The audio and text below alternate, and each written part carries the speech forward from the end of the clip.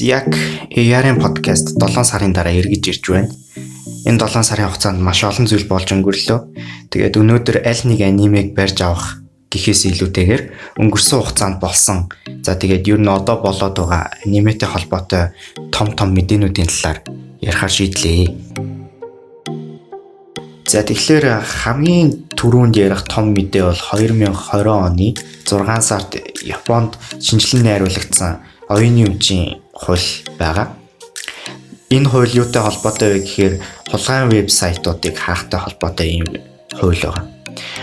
Хэрвээ хулгайгаар анимыг татаж авах, үзэх гэх мэтлэнгээр хууль бус зүйл хийх юм бол энэ эрүүгийн хэрэг гэдэг дээрээ ноцтой хэрэг үүсээд за тэгээд чинь 2 сая йенээр торгуулад 2 жил шоронд сууна гэсэн.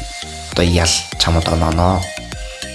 Тэгэхээр зөвхөн миний таамгаар Anicode болон Kiss Anime гэх мэт том вебсайтууд хаагдсан энэ хуультай холбоотой болов гэж бас таамаглаж байгаа. За тэгээд цаашдаа юу болохыг ёстой бурхан мэдгүй л үү дээ.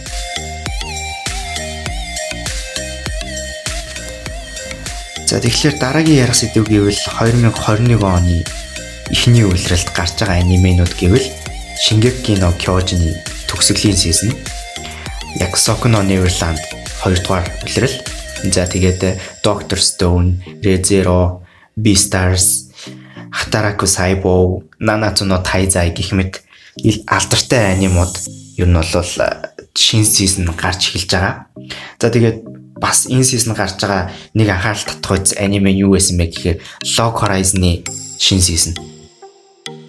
За тэгэхээр ингээ хараад байхад энэ жил ер нь л шинэ аниме гэхээс илүү урд өмнө алдартай байсан анименуудын шинэ улирлууд гарч байгаараа их онцлогтой байна. Энэ улирлаа. За тэгээд бас нэг том мэдээ юу байсан бэ гэхээр 2021 онд Bleach-ийн одоо шинэ сизон гарна гэсэн мэдээ цацагдсан байгаа. За энэтэй холбоотой аниме ревю хийгээгүй 7 сарын хугацаанд зөвхөн Bleach үзсэн байгаа. Эхний ангиас нэглээд бүр дуустал нэг бүрчлээ үзсэн байгаа. За тэгээд Bleach-ийн шинэ сизон буюу төгсгөлийн арк дээр Zaraki Kenpachi Bankaya нээж илрүүлэн гэх мэтлэн маш сонирхолтой адал явдлууд болно. За тэгээд үлдсэн анименээс нь олж үзнэ. За түүнээс гадна бас нэг сонирхолтой аниме энэ улирал гарч байгаа нь нэлээд дээр зогсчихсан World Trigger гэдэг анимений 2 дугаар сизон эргэж ирж байгаа. За тэгээд аимшиг аниме дуртай тэгсэн мөртлөө 20 минут аниме үзэж чаддаггүй залхуу хүмүүс зориулсан Yami Shibai анимений 8 дугаар улирал бас эргэж ирж байгаа. За тэгээд шинээр бас сонирхолтой маш олон анименуудын улирал гарч байгаа учраас бид хэд лавл уудахгүй нэ. Дараагийн том мэдээ юу вэ гэхээр Нарутог зохиосон зохиолч Masashi Kishimoto биш, Ukiyo Kodachi гэдэг зохион бичижсэн. За тэгтэл 2020 оны 12 сарын 30-нд маш том мэдээ цацагдсан юу байсан бэ гэхээр Masashi Kishimoto Боротогийн үргэлжлэлийг бичнэ гэсэн том мэдээ байсан байгаа.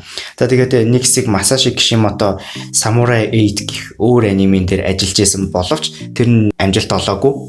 Тэгээд ингээ Нарутогийн үргэлжлэл болох Борото дээр иргэн ирж маш том шуугианд игдээснээрээ Нарутогийн фэнүүдийг баярлуулаад амжсан.